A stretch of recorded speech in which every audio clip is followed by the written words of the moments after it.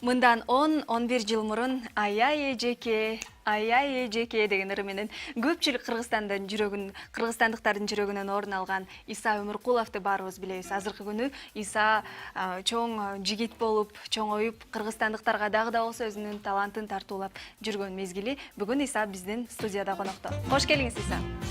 Манайыңыз жакшыбы? Манайым 5, Эң сонун экен. Биздин кыргызстандыктар менен экинчи камера менен амандашып алсаңыз болот. Ассаламу алейкум, кыргыз элим, кутмандарыңыздар менен аман эсен келип алдык. Эң сонун, келиңиздер биздин тарабыбыз. Башкасы аман эсен, анан гитара менен келип алдыңыз, Иса мырза. Ассаламу алейкум. Сизге салам болсун. Кош келдиңиз алгач. Эфирге.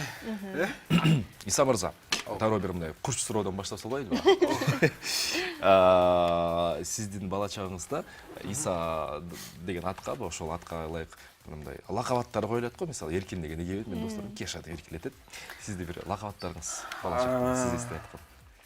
Мен атым өзүм кыска болсо Иса эле, Иса, Исуня, наоборот, мен атымды Узарткан айтышат, Исуня, Исашка.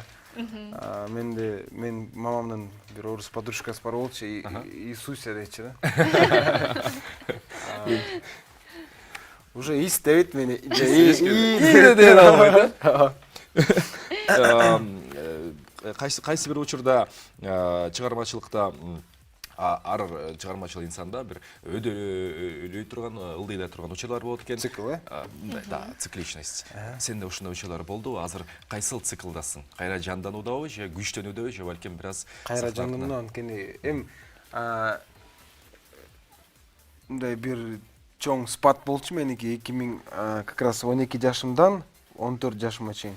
Переходный возраст болуп, мутационный возраст деп коет. Ошол убакта мен 2 жыл ырдан жокмун. Анан как раз 2011-жыл Гүлзар менен чыккам. Гүлзар менен аябай цикл болуп, анан кайра Славянский университетке тапшырып, университетте окуп, мындай эме цикличтен түшүп калды кичине. Анан азыркы убакта аябай клиптер тартып жүрүп, ырларды жаздырып жүрөм. Буюрса Кайрадан цикл көтөрүлүп баштаган турбайбы, эң сонун. Бүгүн биздин телегөрүүчүлөргө кайсы ырды аткарып бересиң анда? Так. Кайсын? Сен деген ырды атып коеюн, Автору ким болду? Автору обону баш Миша деген бала бар да, Казактанда. Сөзү Алтынбек Алматов. Сен деген, Эң сонун. Иса Өмүркулов. Экинчи камера, Сен деп сиздерге арнап жатырмын. Каламыз.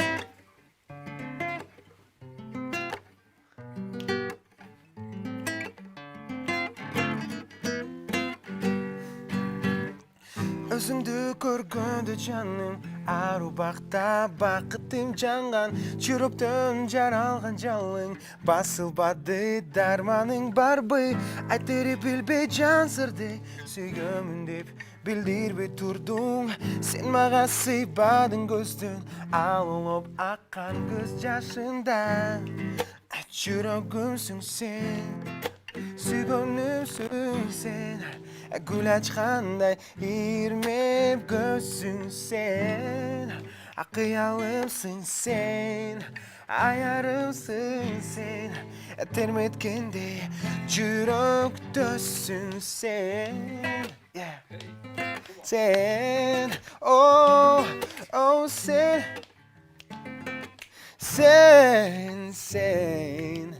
махаббат берет экен, тамылжыган маңдайга бакты, жалындап келет экен, кубандырып балача жанды, жаныма жакында жаным, гүлүм берем жашынба жаным, бакыттан тартынба жаным, ал олоп кеттим арманым сен, жүрөгүмсүң сен, сүйгөнүмсүң сен. Гүл ачкандай ирмеп көзүң сен, акыялымсың сен, аярымсың сен, терметкендей жүрөктөсүң сен. Сен. Браво. Азаматсың. Эме, эрте туруп муну менен болуп калды ещё. Иса, Распевка кимге жок. арнап ушул ырды атканда көз алдыңа толук маалымат камералар МТС канал бүттү. Гитара колумда. гитара болмуста. Операторлар бүттү. Жана биздин телекөрүүчүлөр, Ооба. Сиз айтыңызчы. Акыркы сурообуз болсун. Ушул күнгө чейин сиздин оюңуз боюнча сиз жашооңузда кабыл алган эң негизги чечим кайсы чечим болду? Чечим эң негизгиси Одно из самых важных решений деп коет го. Эң негизги бир чечимдердин бири. Кайсы ушу чечимди кабыл алдым деп ойлойсуз? Жарык дүйнөгө келгенден башкасы.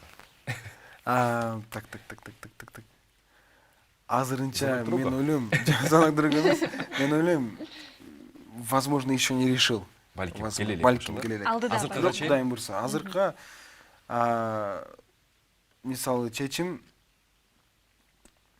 мен 102 килограмм болчумун. 13 ай мурун азыр 76 килограмм. Ошондуктан бир жыл мурун аябай чоң чечим болду. Все, я решился, я похудею. Эң сонун экен. Колбаса Браво. келди Сиз деген. көпчүлүккө 27, мотивациялуу 25 болуш керексиз килограмм. муну менен Иса. Чоң рахмат сизге, таң эрте келип абдан кызыктуу маек болду, терең ыраазычылык билдирет.